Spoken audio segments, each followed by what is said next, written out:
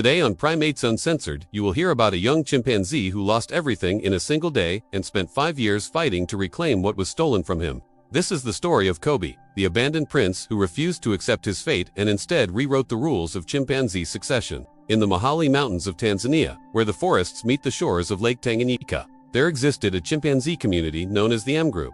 They were one of the most stable communities ever studied, with a lineage of powerful alphas stretching back generations. At the center of this community was Magnus, an alpha male who had ruled for nearly 12 years, an extraordinarily long tenure in the violent world of chimpanzee politics. Magnus had achieved something rare in chimpanzee society. He had not only maintained power through strength and coalition building, but had also produced offspring who survived 2 adolescence, a feat that many alphas never accomplished due to the constant threat of infanticide. His eldest son, Kobe, was 7 years old and already showing the traits that marked him as a future leader. He was bold without being reckless, intelligent without being calculating, and possessed a charisma that drew other young males to him naturally.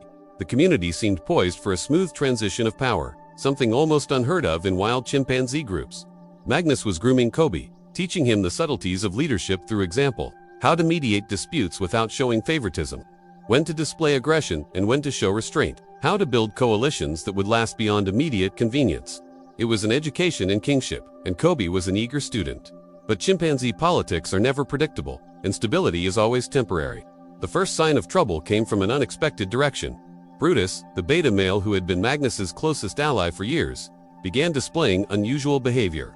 He spent more time with the younger males, particularly those on the periphery of the social hierarchy. He groomed them excessively, shared food more generously than necessary, allowed them access to females that he could have monopolized. To casual observers, it seemed like Brutus was simply being generous, perhaps mellowing with age, but the older females recognized what was happening.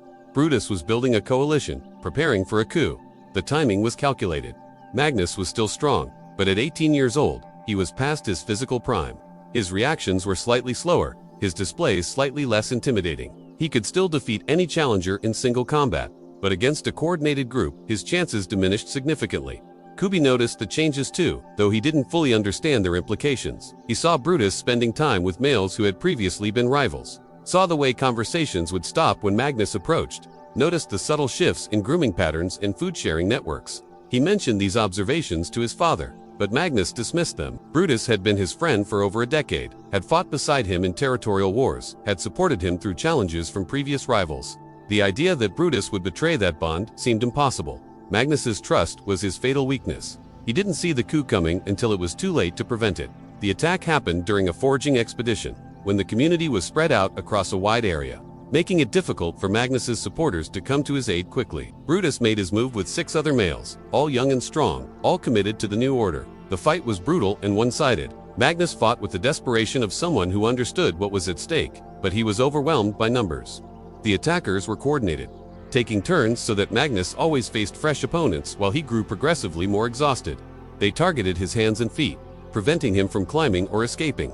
They bit and tore at his face, destroying his ability to make facial displays that communicated status and emotion. When it was over, Magnus was alive but broken. His right hand was mangled, several fingers bitten off. Deep lacerations covered his face and body. Most significantly, his left eye was destroyed, leaving him half blind.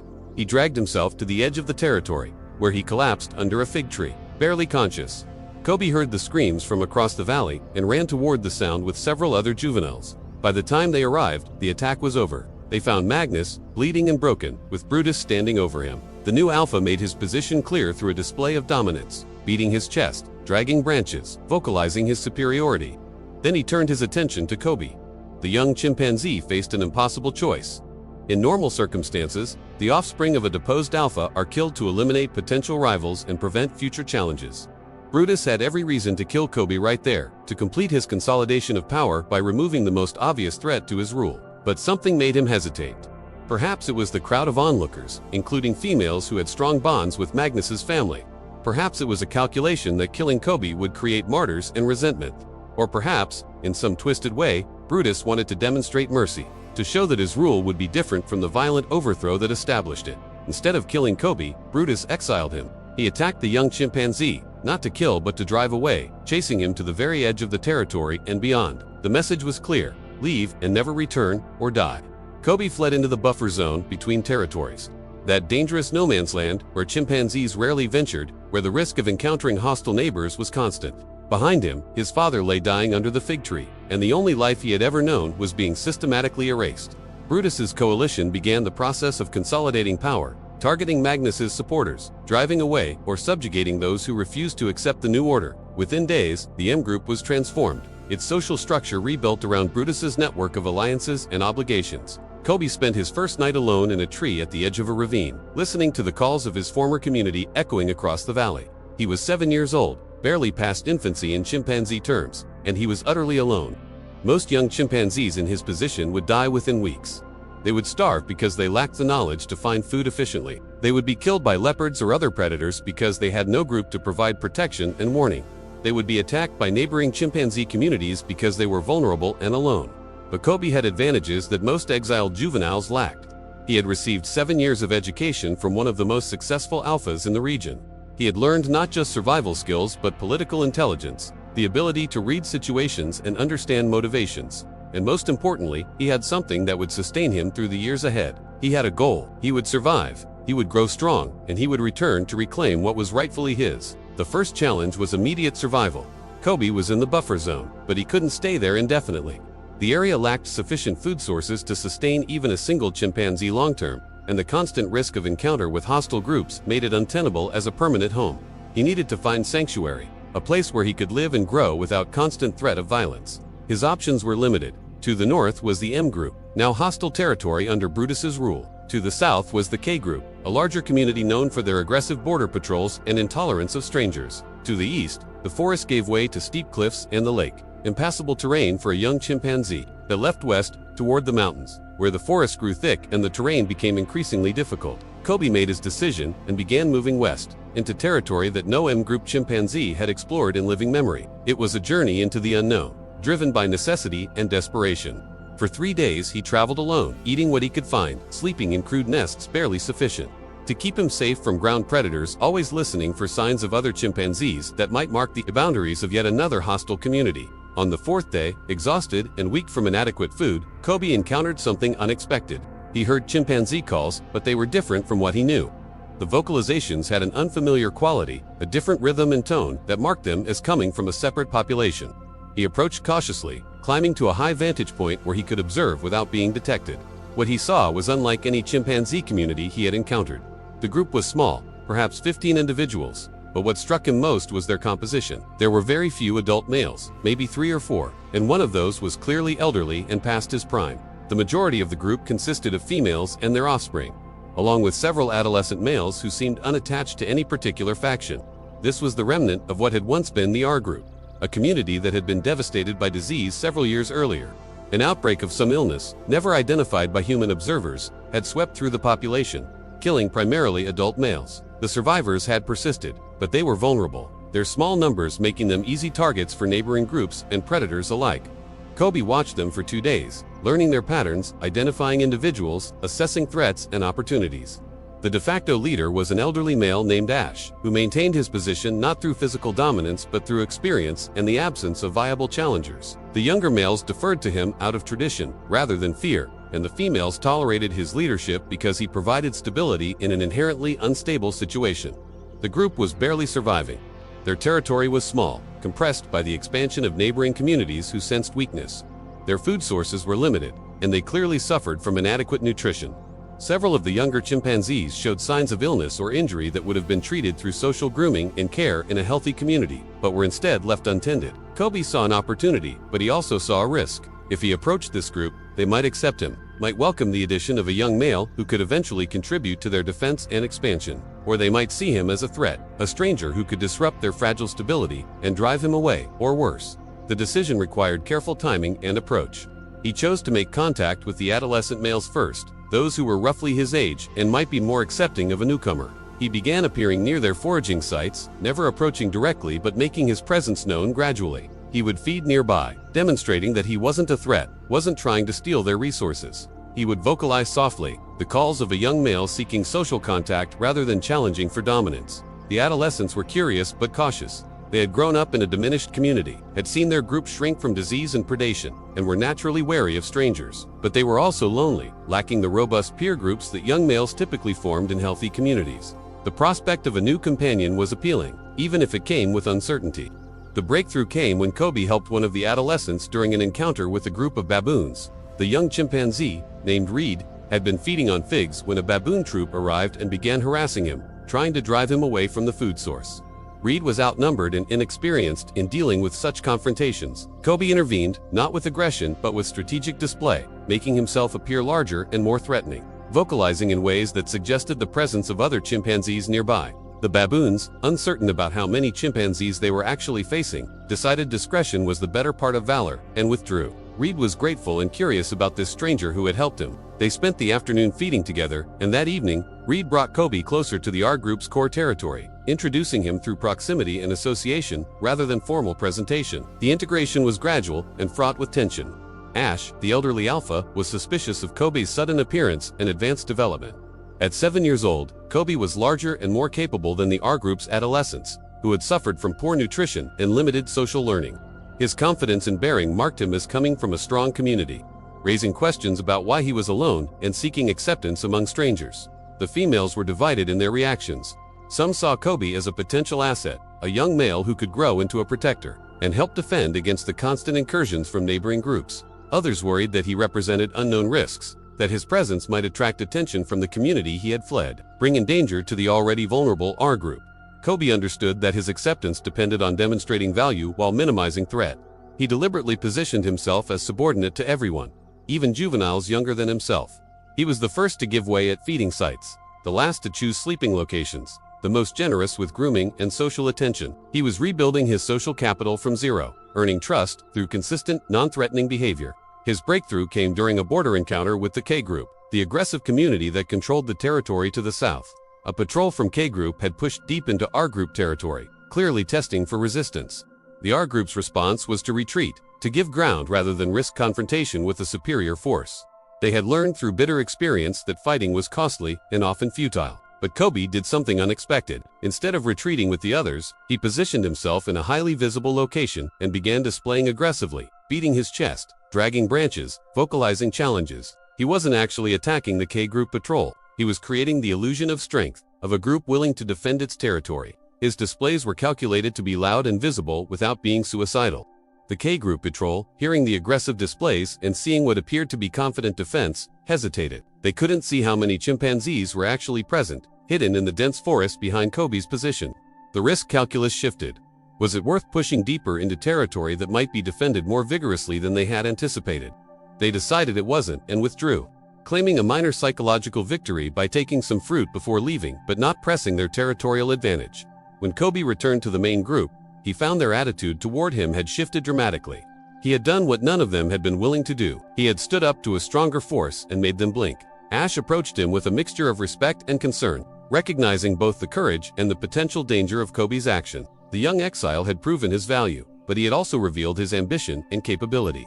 Over the following months, Kobe's integration into the R group continued. He learned their territory, their food sources, their social dynamics. He built relationships with each member, understanding their personalities, their allegiances, their fears and aspirations. And gradually, almost imperceptibly, he began to shape the group's behavior. He taught the adolescent males techniques he had learned from Magnus, better ways to forage, more effective displays of aggression, strategic thinking about territory and resources. He encouraged them to patrol borders more actively, to respond to incursions with coordinated displays rather than passive retreat. He worked to rebuild their confidence, which had been eroded by years of contraction and defensive posture. The females noticed the changes and largely approved. The group was becoming more assertive, more successful in maintaining their boundaries. Food became slightly more plentiful as they stopped seeding their best feeding grounds without contest. The adolescent males developed better coordination and confidence, making them more effective as a defensive unit. Ash watched all of this with mixed feelings. He recognized that Kobe was making the group stronger, but he also saw his own position being undermined. The younger males now looked to Kobe for leadership in confrontations and foraging strategies. The females groomed Kobe more frequently, a sign of rising status. Ash's authority, built on tradition and absence of alternatives, was being quietly supplanted by demonstrated competence and charisma. The transition of power, when it came, was almost gentle by chimpanzee standards.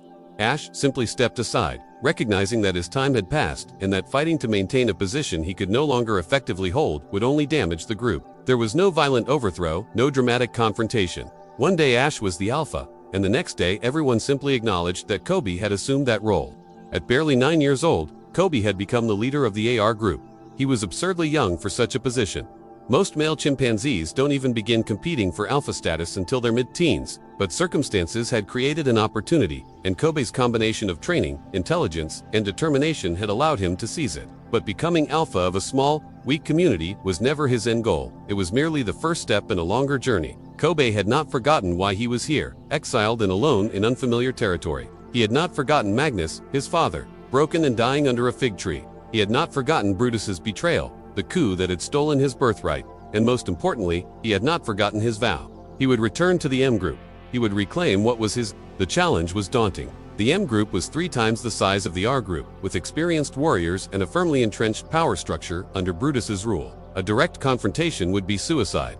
Kobe needed to build the R group into a force capable of challenging their larger neighbor, and he needed to do it without alerting Brutus to the threat until it was too late to counter. His strategy unfolded over the next 3 years, a patient, methodical campaign of expansion and consolidation.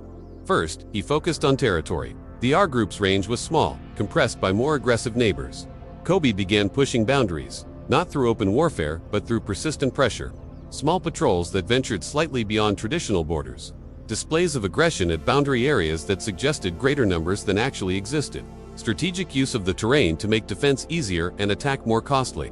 The K group, who had been steadily encroaching on our group territory for years, found themselves facing unexpected resistance. They would push into what they considered their expanded range, only to find our group chimpanzees already there, feeding, patrolling, marking the area as occupied. Confrontations were usually displays rather than fights, both sides vocalizing and posturing without engaging in physical combat. But Kobe was systematic about these encounters. He documented which K group members were most and least aggressive. He identified their patrol patterns, their response times, their decision-making processes. He learned who their alpha was, who the key coalition members were, where their strengths and weaknesses lay, and he used that information to choose his battles carefully, pressing advantages where the K group was weak, yielding ground where they were strong, always calibrating risk and reward. Gradually, the territorial balance shifted. Not dramatically, not in ways that would trigger a massive response from the K group, but incrementally, meter by meter, tree by tree. The R group's range expanded by nearly 30% over 2 years, gaining access to better feeding grounds, more reliable water sources, and defensive positions that made their territory easier to hold. The second phase of Kobe's strategy involved growing the group itself. A larger population meant more males for defense and patrol, more females for reproduction and social stability, more allies and supporters. But growth was challenging. Chimpanzee groups rarely accept adult immigrants, and attracting new members required either conquest or very unusual circumstances. Kobe found his opportunity in the fragmentation of neighboring communities. The very factors that had devastated the R group years earlier, disease and conflict and environmental pressure, were affecting other groups as well. Young males who found themselves on the losing end of succession battles, females who fled abusive situations, adolescents who were orphaned or separated from their birth groups, all represented potential recruits. Kobe developed a reputation for accepting outsiders, something rare in chimpanzee society. He created a community where integration was possible, where newcomers could earn status through contribution rather than being permanently relegated to the bottom of the hierarchy because of their origin. It was a radical approach, and it worked. Over 3 years, the R group grew from 15 individuals to nearly 30, almost all of the growth coming from carefully vetted immigrants who brought skills, knowledge, and loyalty. But Kobe was selective. He didn't accept everyone who sought refuge. He screened candidates carefully, learning their histories, understanding why they had left their birth communities. He rejected those who showed signs of instability or disloyalty, those whose presence might create more problems than they solved. He was building not just a larger group but a specific kind of group, one bound by shared purpose and mutual respect rather than just kinship and tradition. The third phase involved intelligence gathering.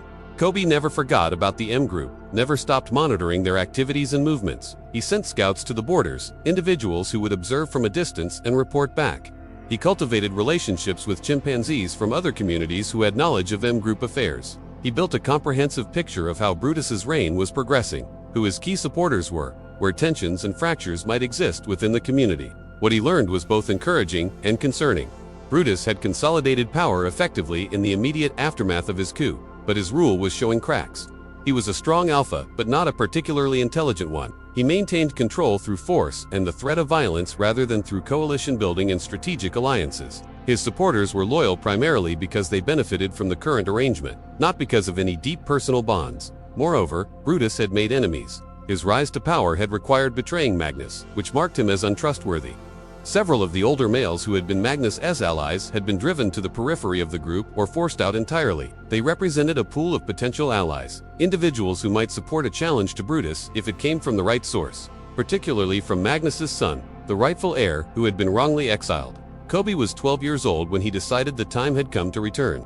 He was fully mature, at his physical peak, strong and experienced. The R group had grown under his leadership into a formidable community, not as large as the M group but more unified, more disciplined, more strategically minded, and most importantly, Kobe had something Brutus lacked. He had legitimacy. He was Magnus' son, the prince who had been wrongfully exiled.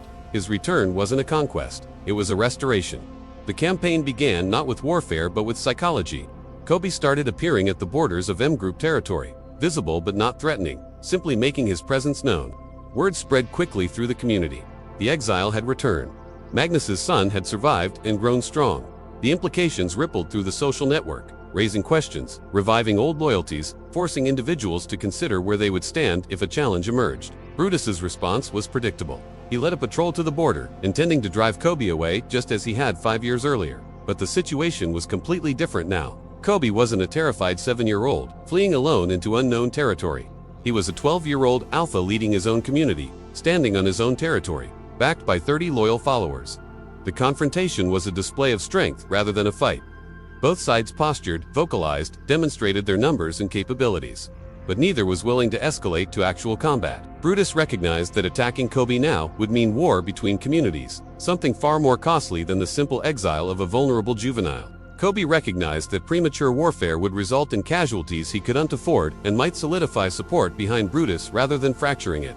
They parted without violence, but the message had been delivered. Kobe was back. He was strong, and he wasn't going away. The game had changed, and everyone in both communities knew it. The question now was not whether there would be a confrontation, but when and on what terms it would occur. Over the following months, Kobe pursued a strategy of pressure and subversion. He didn't invade M group territory, but he patrolled the borders constantly, making it clear that any expansion attempt would be contested. He made contact with exiled M group members, those who had been driven out by Brutus's reign, offering them a place in the AR group and building a coalition of the displaced. Most significantly, he found ways to communicate with members of the M group itself, particularly those who had been close to Magnus. Through brief encounters at borders, through intermediaries, through carefully orchestrated displays that conveyed messages without words, he reminded them of who he was, what he represented, and what his return meant. He was offering them an alternative to Brutus's rule, a return to the stability and prosperity of Magnus's reign. The effect was corrosive to Brutus's authority. Members of the M group began questioning his leadership, comparing the current situation unfavorably to the past. Minor disputes that Brutus would have easily resolved began escalating. Females who had previously been compliant became more assertive, demanding better treatment, pushing back against aggressive behavior. The coalition that had supported Brutus's coup 5 years earlier started fraying as individuals reconsidered their allegiances. Brutus tried to counter this by increasing displays of dominance, by being more aggressive and controlling. But this only alienated more members of the community, confirming their growing belief that his leadership was based on fear rather than respect. He was caught in a trap of his own making. To maintain power, he needed to be strong, but the stronger he appeared, the more resentment he generated. The crisis came to a head during a territorial dispute with the K group. This was the same community that Kobe had faced down years earlier when he was first integrating into the R group, and they remained aggressive and expansionist. They launched a significant incursion into M group territory, testing Brutus's ability to defend his range. Brutus responded with a large patrol, bringing most of his adult males to confront the invaders. It was exactly the kind of situation where an alpha needed to demonstrate leadership and strategic thinking. But Brutus, always more fighter than tactician, simply charged into the confrontation, relying on aggression and numbers rather than coordination and planning. The result was chaos. The K group, better coordinated and fighting on ground they had scouted in advance, inflicted significant casualties on the M group patrol. Several males were seriously injured. One was killed, and Brutus himself took a severe bite to his shoulder that left him partially disabled for weeks. The M group retreated in disorder, having lost both the tactical engagement and a significant portion of their territory. The defeat shattered Brutus's aura of invincibility. He had risen to power through violence and maintained it through the threat of violence. But when faced with a serious external threat, he had failed spectacularly. The coalition that supported him didn't dissolve immediately, but it was badly damaged. Members began openly questioning his decisions, challenging his authority in ways that would have been unthinkable weeks earlier. Kobe saw his opening and moved quickly. He didn't invade M Group territory. Instead, he offered assistance. He sent a message through one of the former M Group males now living with the R Group, proposing a temporary alliance against the K Group. The proposal was strategically brilliant. It positioned Kobe as a statesman rather than a rival, someone who put the broader good of chimpanzee communities above personal ambition. It offered the M Group a way to recover their lost territory without admitting weakness. And most importantly, it required Brutus to accept help from the exile he had created, undermining his authority simply by agreeing to the arrangement. Brutus was trapped. If he accepted, he acknowledged that he needed help, that he couldn't defend his community alone. If he refused, he left the M Group vulnerable to further attacks from the K Group, risking more losses and more erosion of his support. After days of visible internal struggle and consultation with his increasingly fractious coalition, he agreed. The joint operation against the K Group was meticulously planned and flawlessly executed. Kobe took the lead in strategy, coordinating patrols and displays in ways that maximized pressure on the K Group while minimizing risk to either the R Group or M Group warriors. He demonstrated the intelligence and tactical sophistication that Brutus lacked, and everyone noticed. The campaign lasted 2 weeks and successfully pushed the K Group back to their original boundaries, recovering the lost M Group territory and even claiming some additional ground. Casualties were minimal on the Alliance side, and the K Group, faced with unexpectedly coordinated resistance, decided that continued aggression wasn't worth the cost. The victory should have been Brutus's triumph, a recovery from his earlier defeat. Instead, it became Kobe's demonstration of capability. Every member of the M Group who participated in the campaign came away with a clear impression. Kobe was the superior leader. He was smarter, more strategic, more effective. The only question was whether he would challenge for leadership and what would happen if he did. The challenge came not from Kobe, but from within the M Group itself. Several of the males who had been part of Brutus's original coup coalition, recognizing which way the wind was blowing, approached Kobe secretly. They proposed that if he challenged Brutus, they would support him, switching sides and ensuring that the transition would be quick and relatively bloodless. All they asked in exchange was that they retain their positions and status under the new regime. It was a tempting offer, exactly the kind of coalition building that could secure power with minimal violence. But Kobe recognized it for what it was. These were opportunists who had betrayed Magnus and would betray Kobe just as quickly if circumstances changed. Accepting their support would mean building his rule on the same unstable foundation that Brutus had used, depending on individuals whose loyalty lasted only as long as their immediate advantage. Kobe declined the offer. He told them that when he returned to the M Group, it would be on his own terms, through his own strength, with his own coalition of individuals chosen for their loyalty and capability rather than their convenience. The would-be defectors were stunned and concerned. They had expected Kobe to jump at the opportunity. His refusal suggested either foolish pride or a level of confidence in planning that they hadn't anticipated. The truth was somewhere in between. Kobe did have a plan, but it wasn't the one anyone expected. He wasn't going to challenge Brutus directly, wasn't going to stage a coup or lead an invasion. Instead, he was going to do something unprecedented in chimpanzee politics. He was going to merge the two communities. The proposal was radical and initially met with disbelief from both groups. Chimpanzee communities were territorial and exclusive. They fought over boundaries, resources, and females. The idea of two separate communities voluntarily combining was alien to everything known about wild chimpanzee behavior. But Kobe made a compelling case. The R Group and M Group shared borders and similar interests. They had successfully cooperated against the K Group. A merged community would be the largest and most powerful in the region, able to defend a much larger territory, support a larger population, and resist external threats more effectively. The human encroachment that was affecting all chimpanzee communities in the area would be better resisted by a large unified group than by smaller, competing factions. More importantly, a merger would resolve the leadership question without violence. There would be no coup, no dramatic overthrow, just a negotiated transition where both groups retained their dignity and their members found roles in the new structure. Brutus would retain a position of status, perhaps as a senior advisor or coalition leader. Without having to fight to maintain alpha status, he could no longer effectively hold. The negotiation took months. Kobe met repeatedly with representatives from the M Group, working through details of how the merger would function, which territory would be retained, how resources would be shared, how disputes would be resolved, how status would be determined in the combined hierarchy. Every issue had to be addressed carefully to ensure that both groups felt they were gaining something rather than being absorbed or conquered. The breakthrough came from an unexpected advocate, one of the oldest females in the EM group, a matriarch named Grandmother who had known Magnus and had watched Kobe grow from infant to exile, spoke publicly in favor of the merger. She reminded the M group of who Kobe was, of his lineage, of the education he had received from Magnus. She argued that accepting him back wasn't submission to a rival. It was restoration of the natural order that had been disrupted by Brutus's coup. Her support mattered. Older females in chimpanzee communities hold significant influence, particularly in matters of group cohesion and social stability. When Grandmother endorsed the merger, she gave permission for others to do the same. Mothers with young offspring, worried about providing for their families in an increasingly challenging environment, saw advantage in joining a larger, stronger group. Younger males, ambitious but lacking opportunities in the current hierarchy, saw the merger as a chance for advancement. Brutus found himself increasingly isolated. His core supporters remained loyal, but they were a minority. The majority of the M group was ready for change, ready to accept Kobe's leadership, ready to move beyond the violence and instability that had characterized the past 5 years. The question was whether Brutus would accept the inevitable gracefully or force a confrontation that he would lose. Kobe made the decision easier by offering generous terms. Brutus would retain status as a senior male, would keep access to his current territory and female associates, would not be exiled or punished for his role in Magnus's overthrow. All he had to do was step aside and accept Kobe as the alpha of the merged community.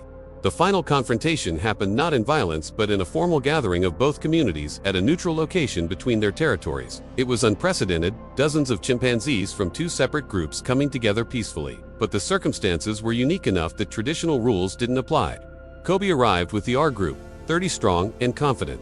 Brutus came with the M group, 40 individuals but visibly divided and uncertain. The two leaders faced each other across an open space, and for a moment it seemed violence was inevitable. Brutus was injured and aging, but he was still formidable, still capable of inflicting serious damage in a fight. But Grandmother intervened before either male could make a move. She stepped between them, an old female inserting herself into what should have been a battle between competing alphas. She spoke, not in vocalizations but through gesture and presence, reminding both males of what was at stake. This wasn't just about power and status. This was about the survival and prosperity of their communities, about building something lasting rather than perpetuating cycles of violence and revenge. Brutus looked at her, then at the assembled groups, then back at Kobe. He saw his former supporters standing neutral, saw the younger males looking expectantly at the exile who had returned, saw the females and offspring who needed stability more than they needed his particular brand of leadership. And he made his choice. He submitted, not dramatically, not with the elaborate displays that typically marked such transitions, but with a simple gesture of acknowledgement. He approached Kobe, touched his hand in a sign of deference, and stepped aside. The gesture was witnessed by both communities, making it official and binding. Kobe had won, not through violence, not through the kind of brutal coup that Brutus had used against Magnus, but through patience, intelligence, and strategic vision. He was now the alpha of a merged community of 70 chimpanzees, the largest and most powerful group in the Mahale Mountains. At 12 years old, he had achieved what seemed impossible 5 years earlier when he fled into exile. He had reclaimed his birthright. The merger of the R group and M group created immediate challenges that tested Kobe's leadership in ways that pure survival never had. Combining two separate communities with different histories, different social networks, and different expectations required more than just asserting dominance. It required diplomacy, patience, and a willingness to innovate beyond traditional chimpanzee social structures. The first issue was territory. The combined group now controlled a vast range, but it was too large for 70 individuals to patrol and defend effectively. Kobe needed to reorganize how the community used space, moving away from the traditional model where the entire group traveled together or split into small, fluid subgroups. Instead, he created semi-permanent divisions, assigning specific males to oversee particular sections of the territory. This was radical. Chimpanzee communities typically maintained fluidity, with individuals choosing whom to associate with and where to travel based on immediate needs and preferences. Kobe's system imposed structure, creating accountability and coordination. Each territorial section had a designated leader, usually a senior male from either the old R group or M group, who was responsible for patrolling, monitoring resources, and reporting threats. The system worked because Kobe chose his section leaders carefully, balancing former R group and M group members, ensuring that no single faction dominated. He created mixed teams, forcing individuals from both communities to work together, to build relationships based on current cooperation rather than past allegiances. It was social engineering on a scale rarely seen in wild chimpanzees, but not everyone adapted easily. Some of the older M group males, particularly those who had been part of Brutus's original coalition, resented taking orders from former AR group members they considered inferior. They had grown accustomed to a certain status and found the new hierarchy threatening. Several minor confrontations occurred, testing whether Kobe would back his territorial leaders or defer to the complaints of higher status traditionalists. Kobe's response was consistent and uncompromising. He supported his territorial leaders absolutely, regardless of their origin or previous status. When a former Brutus supporter named Cain challenged one of the R Group section leaders over access to a feeding site, Kobe intervened immediately and decisively. He didn't just resolve the immediate dispute, he used it as an opportunity to establish principles for the merged community. He called a gathering, something he had started doing regularly to address community-wide issues. In front of everyone, he made clear that status in the new group would be earned through contribution and competence, not inherited from previous positions. Those who worked effectively, who defended the territory, who helped maintain social cohesion, would be rewarded with status and access. Those who caused problems, who clung to old grievances, who disrupted the new order, would find themselves isolated and marginalized. It was a message that resonated differently with different members of the community. The younger males, particularly those who had been low status in their previous groups, were energized by the meritocratic principles. They had opportunities for advancement that would never have existed under traditional hierarchies. The females appreciated the reduction in male-male violence and the increased stability. But the older, traditionally high-status males felt threatened. Their positions based on history and lineage suddenly made vulnerable by emphasis on current performance. Brutus, watching all of this from his position as a senior male without formal authority, recognized what Kobe was doing. He was building a new kind of chimpanzee community, one that borrowed from traditional structures but adapted them to current needs. It was intelligent and effective, but it was also fragile. The moment Kobe's attention wavered, the moment he showed weakness or made a significant mistake, the traditional power dynamics would reassert themselves and everything he had built could collapse. The first major test came not from internal dissent but from external threat. The K Group, who had been pushed back during the joint R Group M Group campaign, had been watching the merger with concern.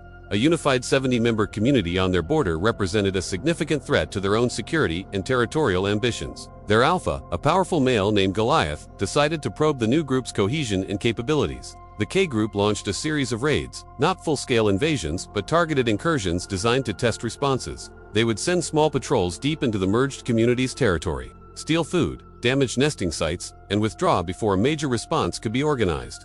It was guerrilla warfare, designed to inflict psychological and economic damage while avoiding direct confrontation. Kobe's territorial section system proved its worth. Each incursion was detected quickly by the designated patrol units, and responses were coordinated through a network of runners and vocal signals. But Kobe recognized that simply reacting to K-group raids wasn't sustainable.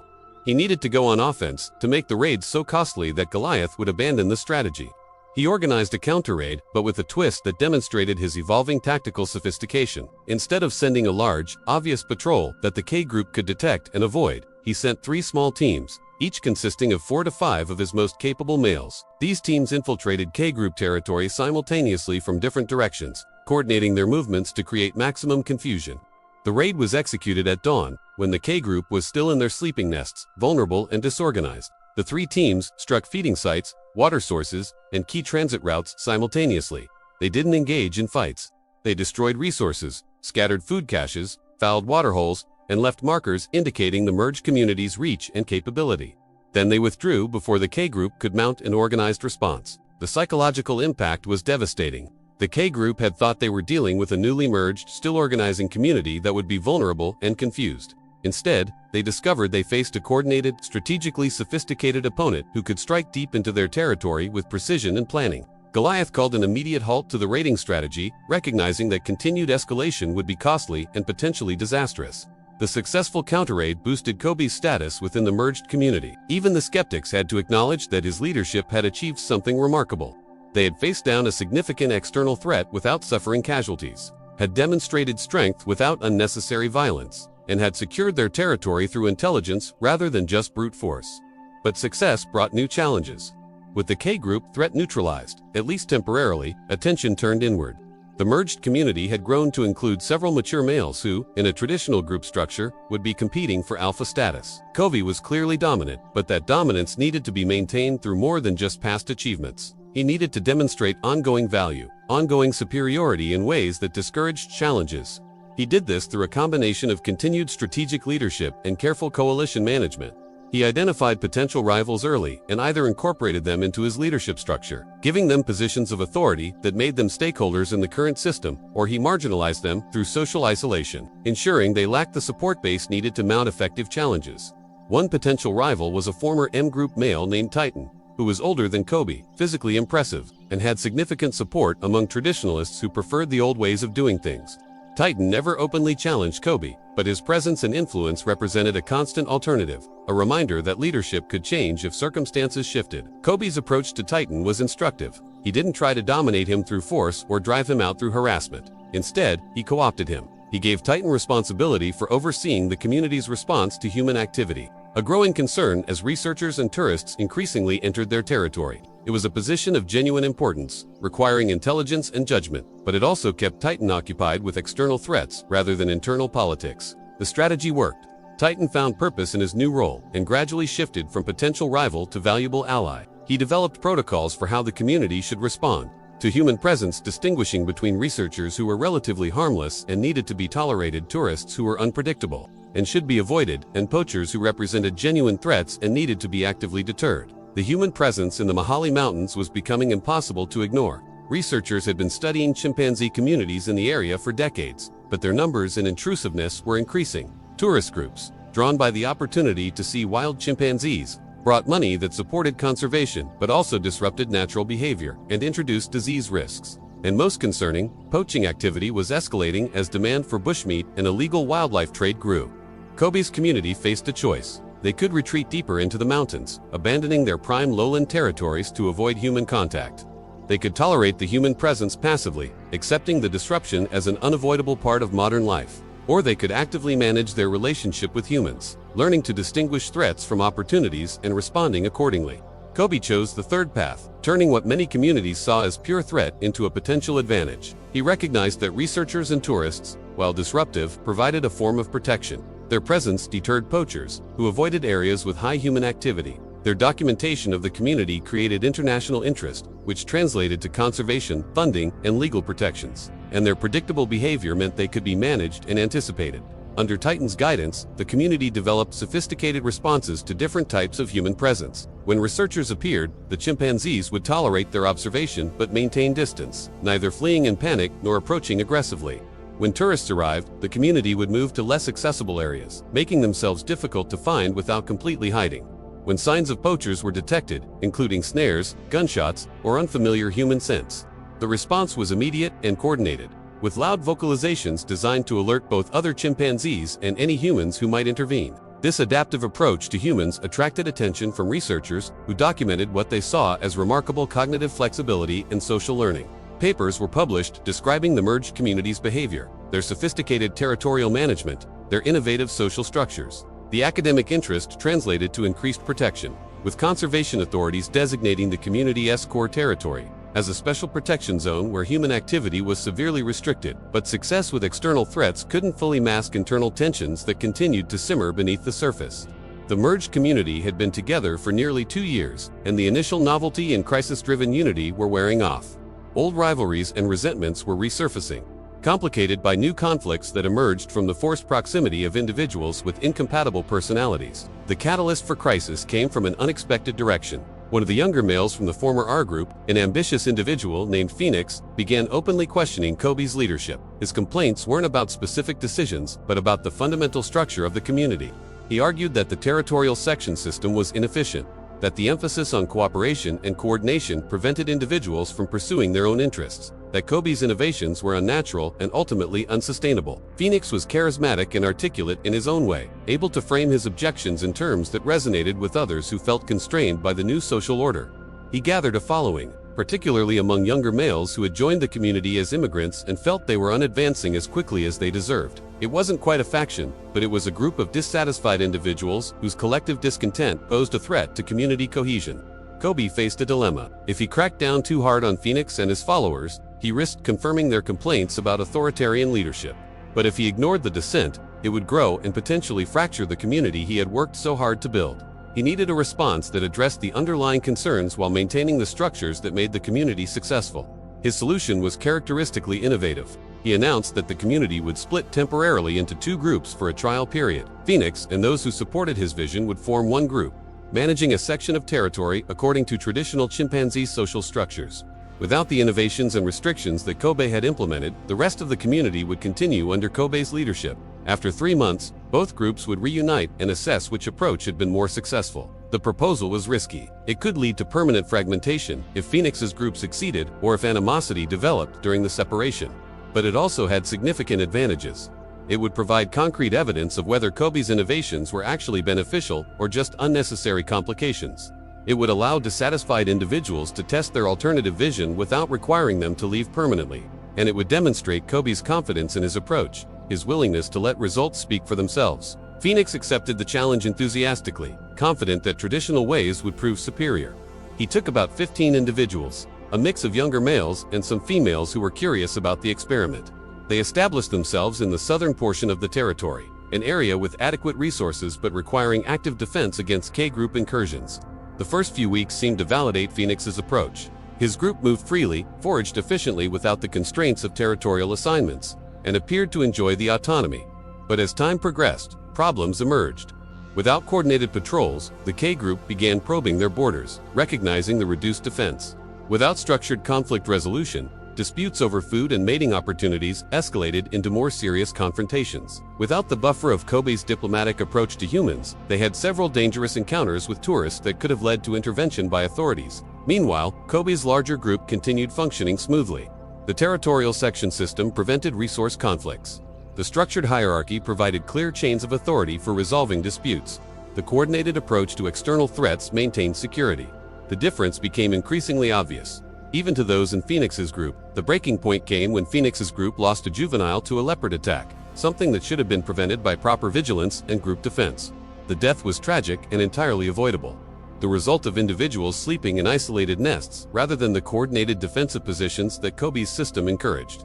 It was a harsh lesson about the value of the innovations that Phoenix had dismissed as unnecessary complications. When the 3-month trial period ended, Phoenix's group returned to the main community, humbled and receptive to Kobe's leadership in ways they hadn't been before. Phoenix himself offered a gesture of submission and acknowledgement, recognizing that his challenge had been based on misunderstanding the purposes behind Kobe's structures. The reunion was emotional and powerful, reinforcing community bonds and Kobe's authority simultaneously. But the episode taught Kobe something important about leadership. Innovation and change, however beneficial, required ongoing explanation and buy-in. He couldn't just impose new structures and expect everyone to understand and appreciate their value.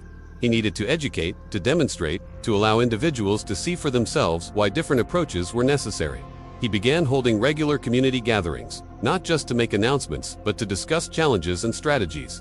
He encouraged questions and input, creating a sense of collective ownership over community decisions. He was still clearly the alpha, the final authority, but he made leadership less about autocratic control and more about coordinated consensus. As Kobe's community approached its 3rd year post-merger, it had achieved a stability and prosperity that was remarkable by any standard.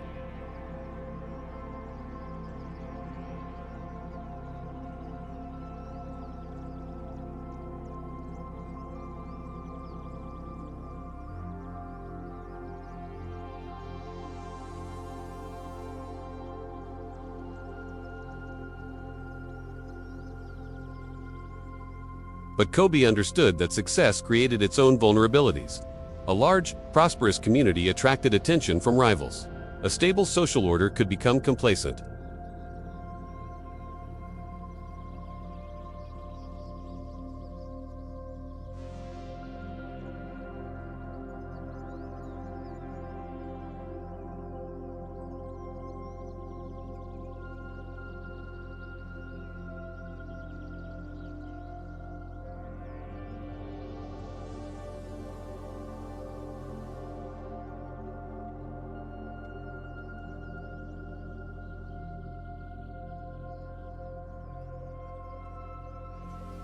He identified promising young males and females, those who showed intelligence, social skills, and potential for leadership, and he gave them responsibilities beyond what their age would normally merit. He taught them directly, through demonstration and guided experience, the skills he had learned from Magnus and developed through his own trials. His primary protege was a young male named Atlas, son of one of the original R group females.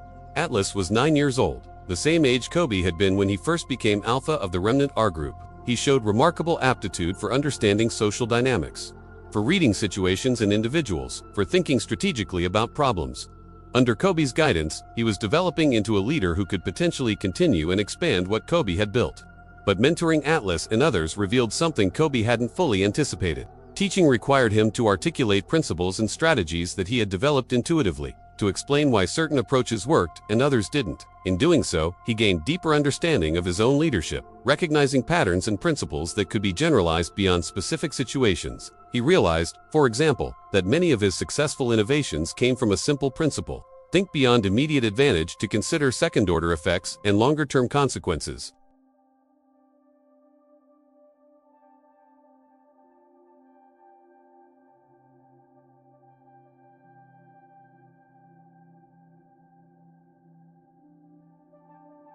He also recognized that his success in managing the merged community came from deliberately building redundancy and distributed authority. Instead of concentrating power and decision-making in himself as alpha, he had created a network of section leaders, specialists, and advisors who could function This made the community more resilient, less dependent on any single individual, including himself.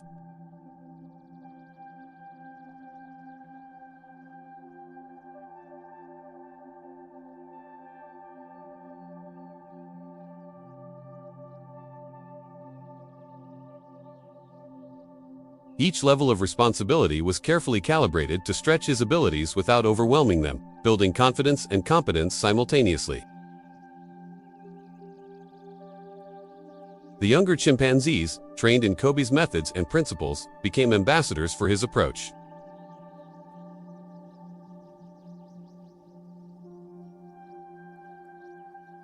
Their success and confidence made them attractive coalition partners and potential mates, spreading influence beyond the immediate community. Word of the merged community's prosperity and stability reached other groups in the Mahale Mountains.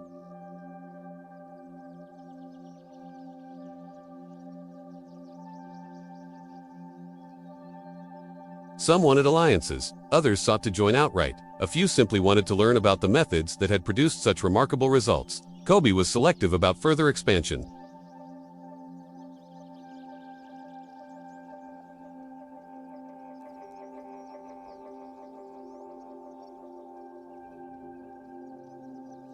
Much larger, and they would risk fragmenting into subgroups with competing interests and identities.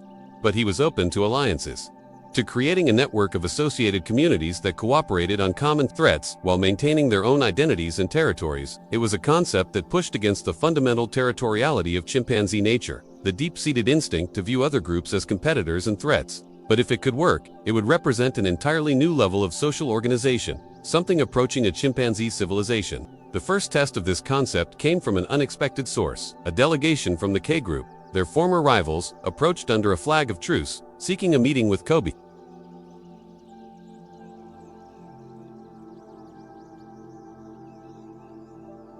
The meeting was tense but productive. The K group representative explained that their community was facing a crisis.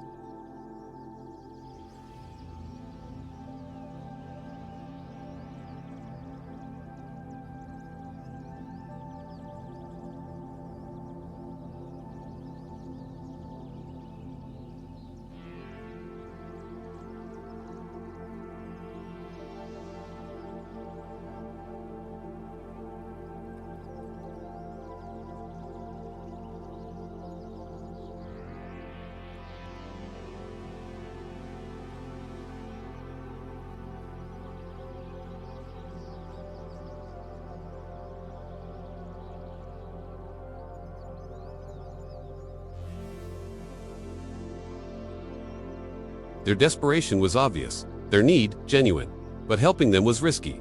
It would require committing resources and attention to another community's problems. It could create obligations and expectations that would be difficult to manage, and there was no guarantee that any faction in the K group would honor agreements once they regained strength. Kobe consulted his advisors, particularly Atlas and Titan, who had the most experience with the K group. The consensus was cautious support. They would offer mediation and limited assistance, but they would require concrete commitments and verification. The K group would need to accept Kobe's community's territorial boundaries permanently, would need to agree to non-aggression terms, would need to demonstrate good faith through specific actions. The negotiation took weeks, with multiple meetings and careful verification of commitments.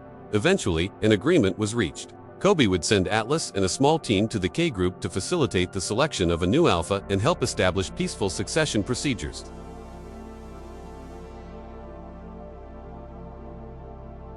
would commit to a 5-year non-aggression pact and would provide advance warning of any significant developments that might affect regional stability. Atlas's mission to the K Group was the first major diplomatic initiative undertaken by Kobe's community, and its success or failure would set precedents for future inter-community relations. Atlas departed with 4 other carefully chosen individuals, a mix of strong fighters for security and socially skilled individuals for diplomacy. They carried no weapons beyond what they could naturally wield, but they carried Kobe's authority and the implicit backing of the entire 80-member community. The situation in K Group territory was worse than reported. The community had fragmented into 3 distinct factions, each led by a male claiming alpha status. They weren't cooperating on basic survival activities like territorial defense and food gathering. Females with young offspring were particularly vulnerable, caught between competing males and unable to access resources safely. The social fabric that held a chimpanzee community together had essentially disintegrated. Atlas's approach was methodical and based on principles he had learned from Kobe. He didn't try to impose a solution or choose a winner among the competing alpha. Instead, he facilitated a process where the K Group itself could make decisions. He convened gatherings of the entire community, breaking the pattern of factional isolation. He encouraged communication between factions, particularly through older females who had relationships across factional lines. He demonstrated alternative approaches to conflict resolution, using his own team's cohesion as an example of what was possible. The breakthrough came when Atlas proposed a radical solution. None of the 3 competing alphas should win. All 3 had contributed to the current crisis through their ambition and unwillingness to compromise. Instead, the K Group should select a new leader from outside the current power structure, someone with legitimacy but without the baggage of recent conflicts. The suggestion was initially rejected as unthinkable. How could an alpha be selected rather than emerging through competition and dominance? But Atlas patiently explained how Kobe's own ascension had happened through a combination of demonstrated capability, coalition building, and community acceptance rather than pure force. He described the merger process, the careful negotiation, and gradual integration. He showed that there were alternatives to the traditional violent succession. Slowly, the idea gained traction. The 3 competing alphas, exhausted by months of conflict and recognizing that none could achieve decisive victory, began to see the proposal as a face-saving exit from an impossible situation. The rest of the community, desperate for stability, was willing to try anything that might end the fighting. The K Group ultimately selected a mature but not elderly male named Boulder, who had been peripheral to the factional conflicts and had a reputation for fairness and competence. He wasn't the strongest fighter or the most charismatic leader, but he was acceptable to all factions, and he was willing to learn from Atlas about alternative approaches to leadership. Atlas spent 3 months with the K Group, helping Boulder establish his authority, teaching conflict resolution techniques, demonstrating organizational structures that had worked in Kobe's community. By the time he returned home, the K Group had achieved a fragile but genuine stability. They weren't as sophisticated or well-organized as Kobe's community, but they were functional, unified, and grateful for the assistance that had saved them from collapse. The success of Atlas's mission transformed regional dynamics. Word spread among chimpanzee communities throughout the Mahale Mountains about what had happened. Kobe's community had helped a rival, had demonstrated that inter-community cooperation was possible, had shown that there were alternatives to endless cycles of conflict and violence. The implications rippled outward, changing how communities interacted with each other. Kobe found himself in an unprecedented position. He was still the alpha of his own community, but he had become something more, something that didn't have a term in chimpanzee cognition. He was a regional leader, an elder statesman, someone whose influence extended far beyond his own territorial boundaries. Other communities sought his advice on disputes and challenges. Young males from distant groups came to spend time with his community, learning techniques and approaches they could take back home. It was the beginning of something that had never existed in recorded chimpanzee history. A network of cooperating communities, not united under single leadership but coordinated through shared principles and mutual interest. The network wasn't formal or even consciously organized by most participants. It emerged organically from the success of Kobe's community and the demonstrated benefits of their approach. But Kobe understood that this new social order was fragile and vulnerable to disruption. It depended on continued success, on the perception that cooperation produced better outcomes than competition. A major failure, a serious defeat, or a breakdown in one of the cooperating communities could trigger a return to traditional hostilities and isolationism. The test came from an entirely unexpected direction. A human development project, a road construction initiative that would cut through the forest and fragment chimpanzee territories, was approved by distant government authorities. The road would bisect the ranges of at least 4 communities, including Kobe's, and would bring permanent human presence, vehicle traffic, and all the associated disruptions deep into what had been relatively undisturbed habitat. Individual communities, acting alone, would be helpless to prevent or even significantly influence such a project. Chimpanzees, no matter how intelligent or well-organized, didn't have the power to stop human infrastructure development. But Kobe recognized an opportunity to test whether his network of cooperating communities could function effectively in a genuine crisis. He called for a gathering, something that had never been attempted before. Representatives from 5 different chimpanzee communities brought together at a neutral location to coordinate a response to a threat that affected them all. The logistical challenges were enormous. Getting 5 groups of territorial, mutually suspicious chimpanzees to meet peacefully required extensive preparation, careful selection of participants, and constant mediation to prevent the gathering from dissolving into violence. The gathering happened on a rocky outcrop overlooking the lake, a location that no single community claimed and that provided clear visibility in all directions. Each community sent a small delegation, usually an alpha or designated representative plus a few supporters. Kobe's community provided the largest delegation, functioning as hosts and mediators. The discussion was remarkable, not just for what was decided but for the fact that it happened at all. 5 separate chimpanzee communities, communicating across group boundaries, sharing information about a common threat, attempting to coordinate a response. The specific strategies proposed were limited by the inherent constraints of chimpanzee capabilities. They couldn't stop the road construction directly, but they could make themselves visible to human observers, could attract attention from researchers, and conservation organizations, could create enough of a spectacle that the project would face additional scrutiny and potential delays. Over the following weeks, the coordinated response unfolded.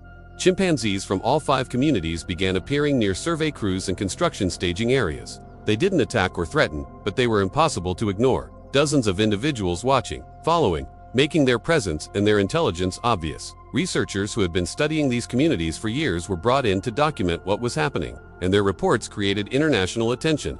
The road project faced challenges it hadn't anticipated.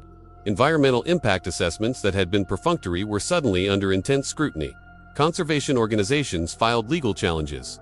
International media coverage created public relations problems for the government agencies and contractors involved. The project wasn't canceled, but it was significantly modified, rerouted to avoid the most sensitive areas, designed with wildlife crossings and buffer zones that would minimize impact on chimpanzee territories. It wasn't a complete victory, but it was enough to demonstrate that coordinated action across communities could influence outcomes that no single group could affect.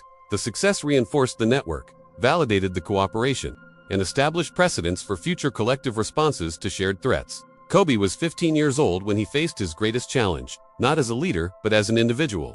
He had achieved everything he had sworn to accomplish when he fled into exile 8 years earlier. He had survived, had built a community, had returned to reclaim his birthright, had even exceeded his father's accomplishments by creating something entirely new in chimpanzee social organization. But success had come at a cost that he was only beginning to understand. He had never formed the kind of deep, lasting bonds that typically characterize chimpanzees' social life. His relationships were strategic, calculated to maintain authority and advance community interests.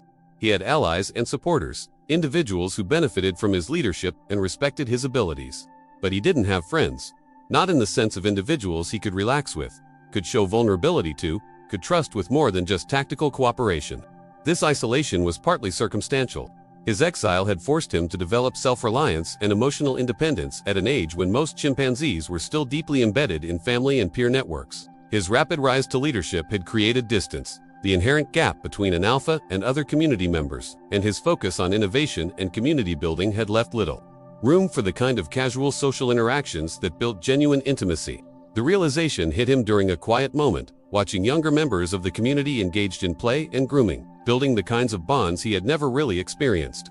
He was the most powerful chimpanzee in the region, respected and even feared by multiple communities, but he was also profoundly lonely. The recognition was disconcerting, raising questions about whether the path he had chosen, the sacrifices he had made, had been worth the cost. His reflection was interrupted by unexpected news.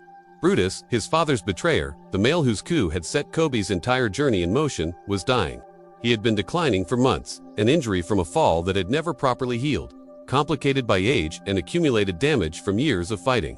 He was requesting a meeting with Kobe, a final conversation before death. Kobe's initial reaction was to refuse. Brutus had murdered Magnus, had stolen his birthright, had exiled him to what should have been certain death. Any debt of mercy or courtesy had been paid when Kobe had allowed Brutus to remain in the community after the merger rather than exiling or executing him. Why should he provide comfort to a dying enemy? But grandmother, the ancient female who had supported him throughout his journey, counseled otherwise.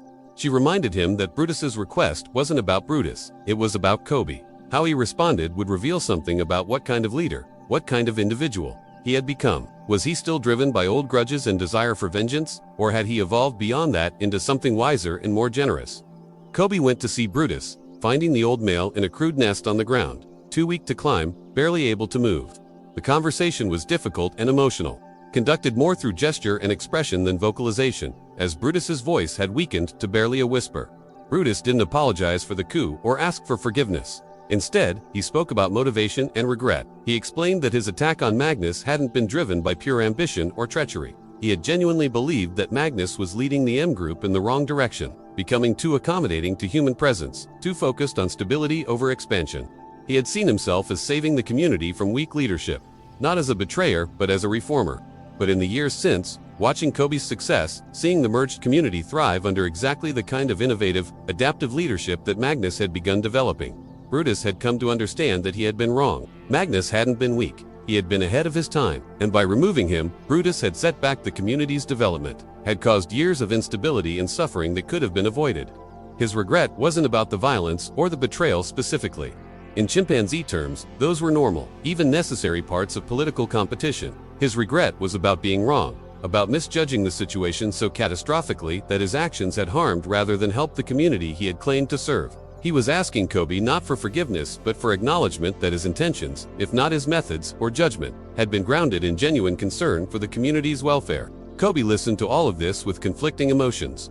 Part of him wanted to reject Brutus's rationalizations, to insist that the coup had been nothing but naked ambition dressed up as principle. But another part recognized the truth in what Brutus was saying. Leadership required making decisions with incomplete information, taking actions that might look like betrayal or cruelty but were motivated by genuine belief about what was best for the group.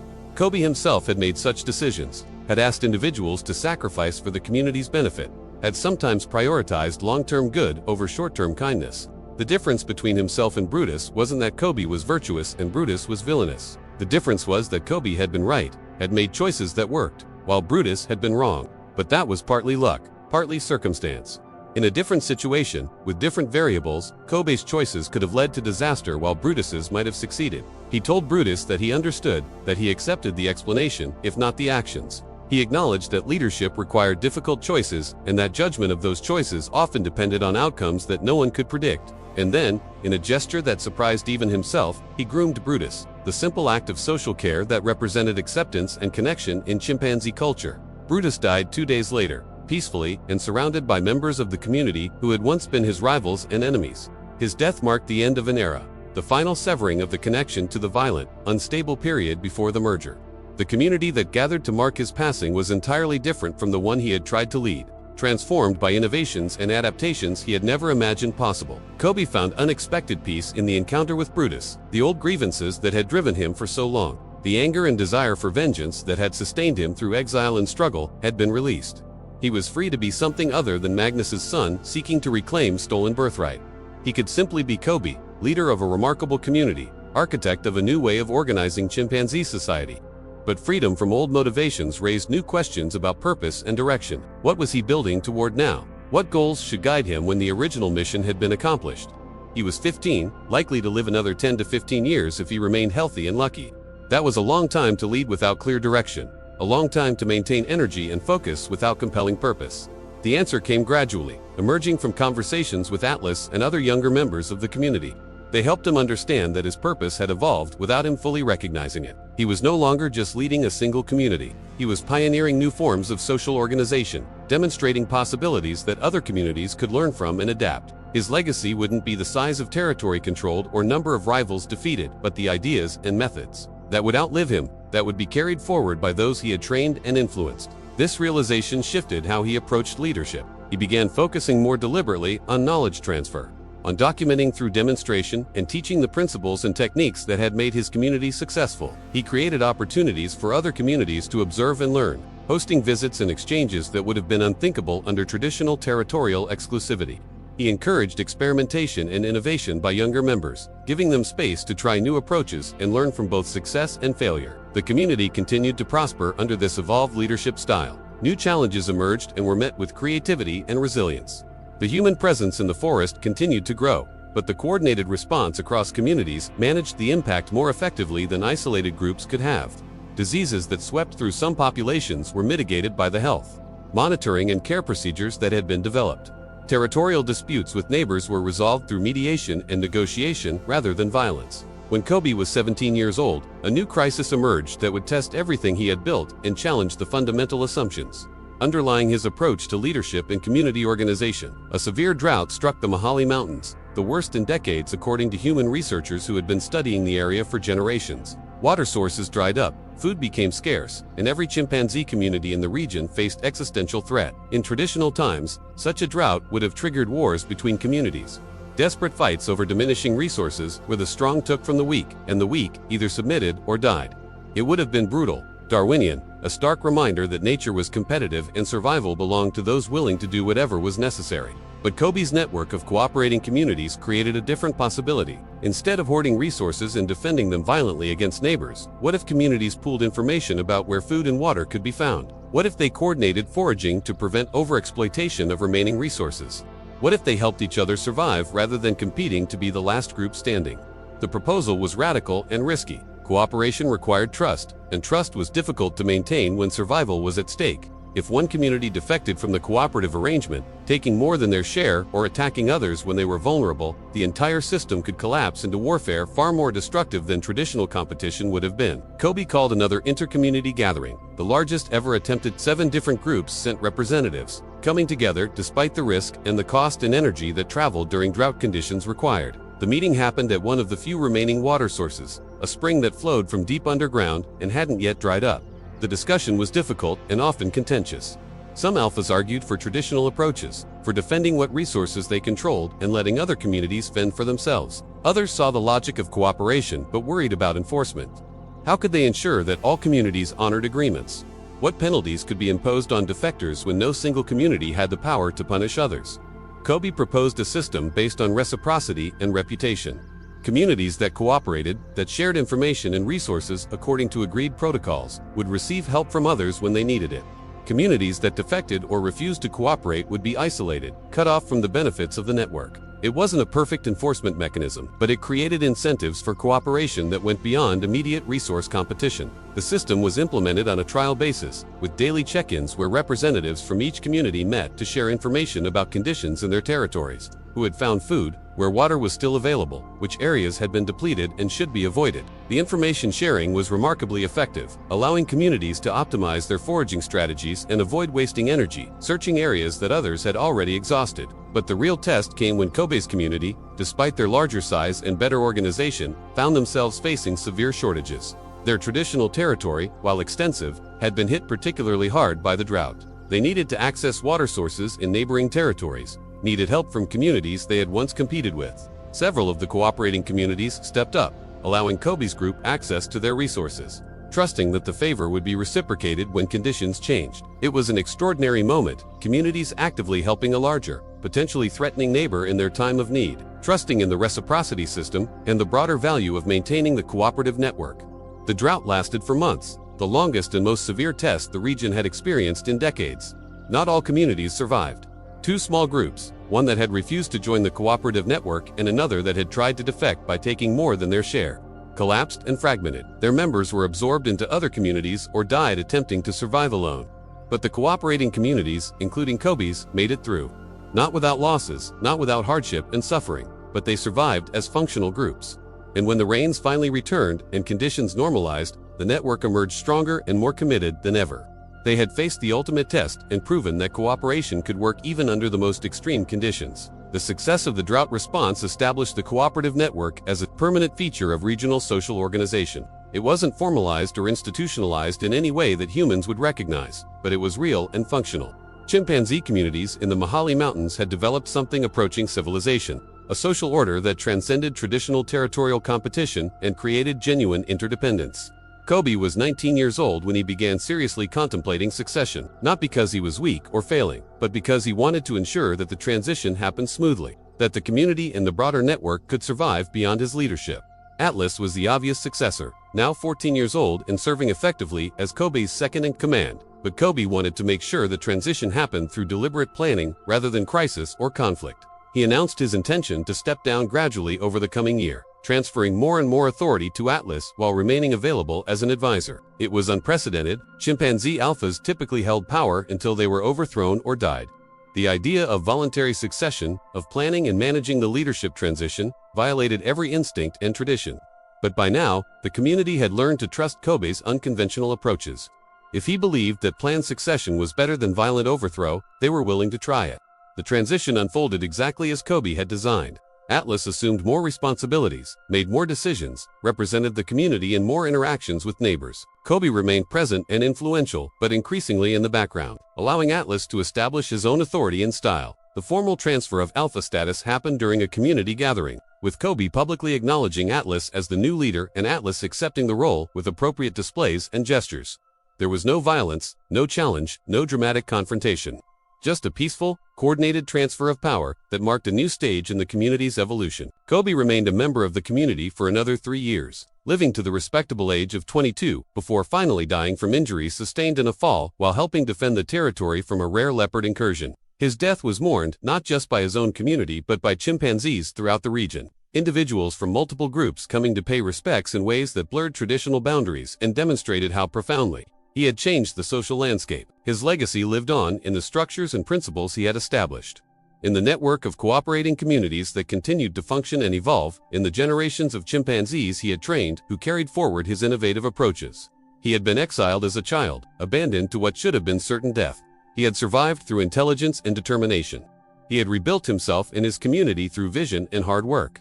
And he had transformed regional chimpanzee society in ways that would persist long after his death. The researchers who had documented his life struggled to categorize what they had witnessed. Kobe's community had demonstrated cognitive capabilities and social organization that challenged existing understanding of chimpanzee potential. They had shown that these remarkable primates could develop systems of cooperation, can plan beyond immediate needs, could create social innovations that transcended their genetic programming. But for the chimpanzees themselves, Kobe's story was simpler and more profound. He had been a young male who refused to accept fate, who chose to fight rather than submit, who built rather than destroyed. He had shown them possibilities they hadn't known existed, had given them tools and knowledge to face an increasingly challenging world. He had been, in every sense that mattered, a great leader and a transformative figure. His story became part of the oral tradition passed down through generations, told through gesture and vocalization, preserved in the social memory of communities he had touched. Young chimpanzees growing up in the Mahale Mountains learned about Kobe, about his exile and return, about his innovations and achievements, about the network of cooperation he had pioneered. His name became associated with intelligence, perseverance, and the possibility of change. And in the forests where he had lived and struggled and ultimately triumphed, chimpanzees continued to apply the lessons he had taught. They cooperated across community boundaries. They resolved conflicts through mediation rather than violence. They adapted to changing conditions through innovation rather than tradition. They were living proof that even in a species driven by instinct and competition, intelligence and vision could create something better, something that transcended the brutal simplicity of survival of the fittest. Kobe's journey from abandoned prince to transformative leader had changed not just his own fate, but the trajectory of an entire species in one corner of Africa. It was a story of resilience and intelligence, of vision and determination, of one individual's refusal to accept what seemed inevitable. It was a story that reminded all who heard it, whether chimpanzee or human, that the future wasn't predetermined, that choice and effort mattered, that even in the darkest moments, hope and possibility remained. This was the legacy of Kobe, the chimpanzee who was exiled at 7 and rebuilt not just his own life but an entire social order. His story ended with his death at 22, but the changes he initiated continued, rippling outward through time and space, touching lives and communities in ways he could never have imagined when he fled into exile all those years ago, alone and terrified but somehow, impossibly, still determined to survive and return.